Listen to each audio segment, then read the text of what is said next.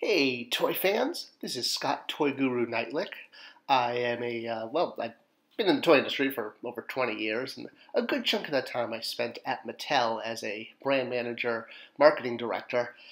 And I've been wanting to do a video for a long time about one of my favorite lines that I never really, shall we say, officially worked on, Imaginext. Imaginext is Mattel, or Fisher-Price, which is owned by Mattel, their I guess, preschool action figure line. And what I love about Imaginext is the fact that it's really, it's a toy line. It's everything a toy should be. It's got play sets and vehicles and giant squids and monsters, and it just has everything that a toy that meant to be played with is all about. And yes, the designs skew young, but it's supposed to. It's for preschool. It's for it's aimed at the 4, 5, 6-year-old, if you will. And they have licensed sets like these great DC sets here. I particularly was a big fan of some of the Green Lantern sets that came out during the Green Lantern movie time period. And the reason I wanted to make this video now, I've been it's been in my mind to make an Imaginext video for a while, and I wasn't really sure what the angle to talk about it. But recently at PowerCon, Mattel announced that they were, if you will, finally doing Masters of the Universe Imaginext figures. Imaginext figures have, this kind of body type with the little C-clamp hands for gripping things, limited articulation, limited deco. But what if I told you these weren't the first Masters of the Universe Imaginext figures?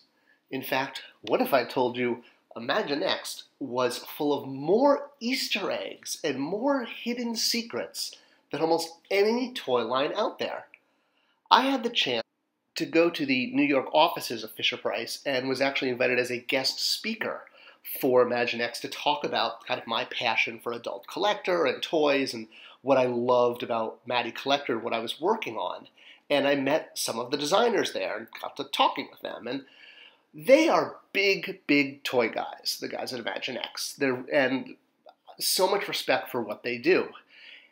Now, you'll notice throughout the whole line, there is a ton of stuff that is kind of, shall we say, referencing toy history, or better yet, even just, well, let's get into it. Let's look at these dinosaurs, for example. So the dinosaur line that came out in Imaginext a few years ago, with human riders and dinosaurs with giant missiles and stuff.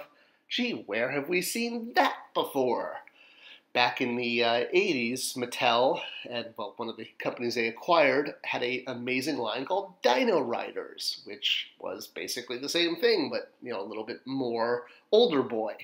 And the Fisher-Price version, while not called Dino Riders, I don't know how much more Dino Rider-esque you can get than, comparing the Imaginext T-Rex to the Dino Riders T-Rex. They're basically the same type of toy. Okay, I get what you're saying. You're like, oh, come on, Scott. It's just a dinosaur with, missiles and stuff. That could be done in any toy line. It's a bit of a stretch to say that the Imaginext toys are copying or paying homage to Dino Rider. So let me give you some more examples to bring you over to my side. So another 80s Mattel line that was really successful, Street Sharks, right? Everyone remembers the Street Sharks. They love the Street Sharks. That's, I always wanted to do a Street Sharks Classics line, but anyway, that never happened. Well, Imaginext, again, does like to pay homage to toy lines that they love. And as I said, when I met the designers there, when I was in New York, giving, I guess, a motivational speech, I guess you could say, is what I was directed to do. You could definitely see, designs, for Street Sharks and other lines creeping in there. And okay, I get it. You're saying, Scott, that's just a shark pirate. That's not a street shark. That's, of course there's going to be a pirate that looks like a shark. That's a common toy theme. What about this one? How about this guy that was in an Imaginext blind bag? A bearded, glasses-wearing guy in a sort of nuclear hazmat suit that was part of the Imaginext blind bag character assortment. I don't know, I mean, looking at him, he certainly looks a lot like a certain Walter White that I've seen in a certain TV show, but you don't have to take my word for it. Okay, okay. So, you're saying, all right, so there's generic, references to pop culture, but like anybody could be doing that, right? That's not, it's not like they're making a Breaking Bad Imaginext figure. Well, let's talk about Motu. Let's talk about He-Man and the Masters of the Universe, a brand that I know and love very well. Worked on it for 10 years. So, looking at some of the Imaginext playsets, I mean, sure, this playset from Imaginext is clearly not Castle Grayskull, right? I mean, Castle Grayskull is big and, it's a full castle. There's no tree or anything like that. But if you look at some of the Imaginext playsets and the way they design them, I mean, while this may not be Castle Grayskull, it definitely has some Castle Grayskull-esque themes going on there, and even kind of the fright zone, right? With the tree and the cliffs and stuff like that, and the prison cell. Maybe a little bit of a mashup between two different Masters of the Universe playsets, if you will. Okay, I don't have you convinced yet, because again, anyone can make a castle with a skull on it. That's a very common medieval toy theme. Well, how about this playset? Again, it's another Imaginext creative piece, but I don't know. In my mind, it looks similar, if you will, to other Masters of the Universe playsets out there. With the elongated bridge and the front face piece. Not exactly Snake Mountain, but you can kind of see some similarities, right? Yeah, well, again, similarities. I get it. Let's look at some more concrete examples, right? Let's look at some of the figures they've released beyond, Street Shark references or what's clearly not an officially licensed Walter White figure. So here we have their, classic monsters pack with witches and zombies and mummies and, kind of a Frankenstein-y guy and a Dracula kind of guy and I don't know, is that like a creature from the Black Lagoon? Well, looking at Dracula here and looking at what's perched on his arm, we have a little red bat.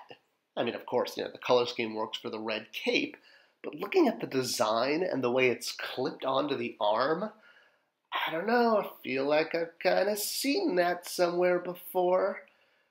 Specifically, even in the Masters of the Universe Classics line, not even the vintage line, but man, that bat is shaped a lot like Hordax. All right, so it's a bat. How about this guy, right? Egyptian snake monster who's in green scaly armor with a red belt and a green circular emblem. Of course, it's the Imaginext emblem because it's the Imaginext line. And even his hands are like are actually snake heads. Does look a little familiar. Not exactly, but I don't know. Logo placement, color placement, red shorts, green armor, snaky head. Okay, again, he was an Egyptian snake monster, even came packed with two mummy monster minions, and, he's waving the flag of Imaginext there, not the Snake Men, but, man, I don't know. These kind of things just keep adding up, especially when you look at one of his other minions that shipped later in the year, this guy with the clear face arms and purple armor and bright green scaly skin, as well as the elongated neck. It's almost like Imaginext King Hiss is bringing some of his minions to the table. In this case, looks a lot like Squeeze, especially with the faces on the hands there. Definitely a trademark of Squeeze, the Motu Snake Man thug. What about this guy, too? I mean, again, I know he's got the patch over the eye, and he's got a skull on a belt, and, give him a sword or an axe and a shield, but from a color scheme, like looking at those arms, again, man, looks similar, shall we say, to, another Snake Man Rattler from the vintage line, and even the way he was done in the Classics line with the color scheme. And it's not just limited to the Snake Man. I mean, this guy here also with the same skull belt. That face, I don't know, it reminds me a lot of a certain, reptilian thug of Skeletor, especially the classics version. I mean, this is the vintage version, but you got to recognize Whiplash a little bit in that figure design. And yeah, no, I hear you. You're like, oh, come on, lizard guy. What about this one? I mean, blue body, yellow skull, purple hood. Ooh, yeah, having a hard time not seeing a certain overlord of evil in this character design, but you can still chalk it up to skull-faced figures and hoods, Grim Reaper types. Let's move on to a few vehicles, though. So there's definitely a couple vehicles in the Imaginext line, which again is why I love Imaginext, because they can have vehicles and playsets, what makes the line so cool. So this vehicle in particular, the Ion Crab, if you will, a little hard to see in the package, so here is a version of it spread out as an actual toy. So you've got, your little character inside, mounting it and having it walk along and wreak havoc on all of your other Imaginext characters, your DC superheroes and your mummies or whatever, pirates. Looks a lot like Spydor. I mean, again, you could say black body, red legs. That's been done many, many times. It's, sure, maybe it's Spydor. And then there's the Alpha Blade, which is one of the space vehicles from the Imaginext line with an astronaut. And I know you're saying, okay, there's looks nothing like Masters of the Universe. It looks like, like a little spaceship or something that somebody, goes to the moon in. There's nothing in Motu that's blue and gray like that. Well, yeah, sure.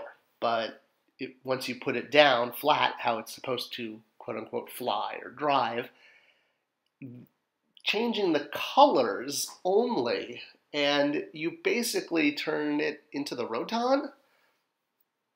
Yeah, okay, you're still saying, come on, Scott, you're stretching it. You're looking for things. It's like when you want to see something, then you're gonna see it, right? So, yeah, then I kind of have to bring you to my final example here. So this is the Imaginext Castle playset. Well, they did a lot of Castle playsets, but this one in particular happens to be my favorite for a very particular reason. So once you assemble it and take it out of the box, it's got a lot of really cool features, stairs, plungeaways, removable windows. It also has a really cool working dungeon at the very bottom. And maybe don't take too close a look at that dungeon, or maybe you should, because this is the dungeon grate. Yeah, I think now it's no longer coincidence, and it's no longer, just an homage or, a shark character that could be a street shark. I mean, this design, this isn't just like a homage. This is literally the Castle Grayskull dungeon grate from the vintage toy and what would have been the Motu Classics dungeon grate if we could have afforded it. It's right there, down to the wolf head and the tentacles, and I mean, it's it's one-to-one. It's unpainted, of course, unlike, the sticker had the colors, and we wanted to paint the Classics one. So, Motu Imaginext is on the way, and that's really exciting, but it's definitely been in the mind of the Imaginext designers for a long time. And it's exciting because, hey, maybe now they could reissue some of those vehicles and just do it in Roton colors, and they've already got the tool. Who knows? Either way, it's exciting to get new toys, and I hope you've enjoyed this video. If there's any other Easter eggs you've seen in the Imaginext line, leave them in the comments below. I could always do a follow-up. And as always, thanks for watching, thanks for subscribing, and I'll see you guys around the internets.